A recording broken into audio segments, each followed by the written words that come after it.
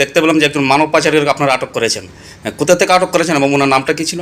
হ্যাঁ, গতকালকে আমরা দুটোই হয়েছে। একজন তো বেঙ্গালুরু থেকে আনা হয়েছে।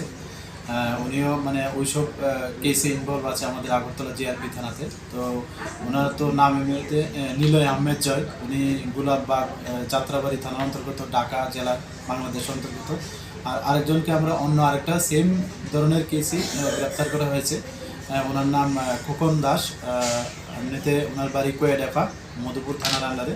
তো কালকে আমরা একটা জয়েন্ট অপারেশন করি, আমরা আগরতলা জিআরপি থানা এবং বিএসএফ এবং যে মধুপুর থানা আছে, আমরা সবাই মিলে একটা জয়েন্ট অফিস করি এবং ওনাকে ওই মামলাতে গ্রেপ্তার করা হয়েছে। তো আজকে আমরা ওনাকেও মহামান্য আদালতে প্রেরণ করছি উইথ পুলিশ রিমান্ড।